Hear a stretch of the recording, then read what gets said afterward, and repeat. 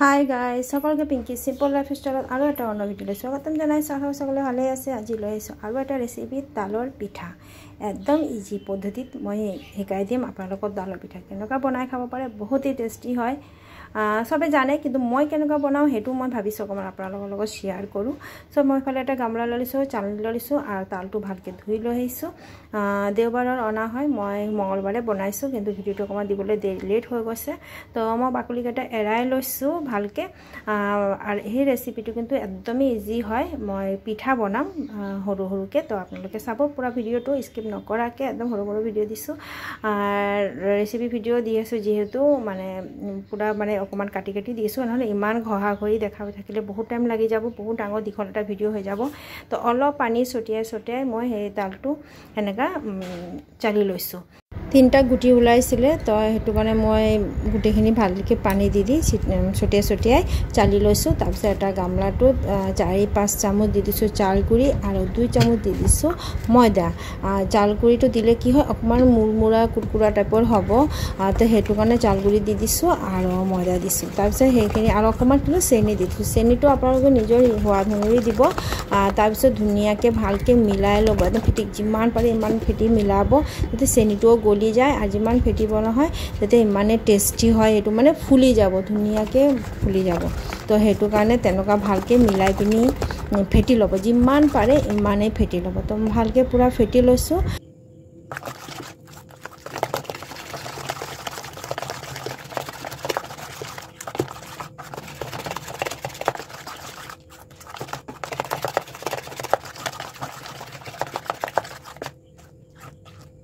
এফালে তেল বহাই দিছিলোঁ, তেলো গৰম হৈ গ'ল। তাৰপিছত ইয়াতে মই এটা এটাকৈ দি দিম। এটা চামুচেৰে দিছোঁ, আপোনালোকে যদি হাতেৰে দিব পাৰে তেতিয়া দি দিব পাৰে। মই হাতেৰে দিয়া নাই, চামুচেৰে এটা এটা কৰি দি দিছোঁ। একেবাৰে সৰহকৈ নিদিব, তেতিয়া আপোনাৰ লুটিয়াই পিটিয়াবলৈ অকণমান দিগদাৰ হ'ব, যিহেতু অকণমান পনীয়া বস্তু হয়। কিন্তু তেতিয়াও ভাল হৈ যায়। গেছৰ ফ্লেমটো কিন্তু তেলটো পুৰা গৰম হৈ আছিলে, মই পিছতকৈ মই গেছৰ ফ্লেমটো কমাই দিছোঁ। নহ'লে কি হ'ব সেইকেইটা মানে ভিতৰত কেঁচা কেঁচা থাকি যাব। আৰু যদি ফ্লেমটো আপোনালোকে বঢ়াই দিয়ে আৰু যদি কমাই থাকে ধুনীয়াকৈ ভিতৰতে সিজি যাব। তো তেনেকুৱা কৰি মই ভাজি লৈছোঁ। চক ইমান ধুনীয়া হৈছে নহয়, আৰু সেইকেইটা ইমান ধুনীয়া ফুলিও গৈছে। তেলত দিয়াৰ লগে লগে একদম ওপৰত আহি গৈছে। তেনেকুৱা কৰি মই গোটেইখিনি ভাজি ল'ম।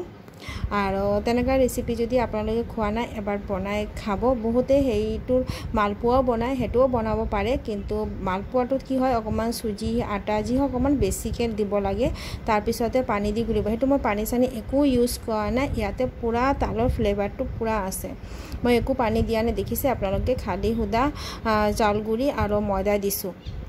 চাউল গুড়িটো অকণমান বেছিকৈ দিছোঁ, ময়দাটো অলপ কম দিছোঁ। সেইখিনি দি পিনি ধুনীয়াকৈ একেটা মই ভাজি লৈছোঁ। কিন্তু আপোনালোকে ফেটিব, যিমান পাৰে ইমান ফেটিব। ফেটিলে কি হ'ব এইটো ফুলিব আৰু ধুনীয়া হ'ব। তাৰপিছত ইমান গোলাপ জামুনৰ লেখীয়া হৈছে নহয়, ইমান ভাল লাগিছে। আৰু সেইখিনি খাবলৈ বহুতেই সোৱাদিষ্ট, বহুত টেষ্টি হয়। তেনেকুৱা কৰি মই গোটেইখিনি ভাজি ল'ম। মই আৰু এবাৰ দি দিছোঁ, সেইখিনিও ভজা হৈ গৈছে চব। আৰু মানে গোটেইখিনি মই দেখুওৱা নাই, আৰু বহুতেই ভাজিছোঁ। দুবাৰে দেখালোঁ যে মই দুবাৰ দি পিনি ভাজিছোঁ। গোটেইখিনি হৈ গ'ল ভজা, আৰু চব ইমান ধুনীয়া হৈছে। ৰঙা ৰঙা একদম মানে মুচমুচীয়া টাইপ হৈছে। মই এটা আপোনালোকক ভাঙি দেখাম।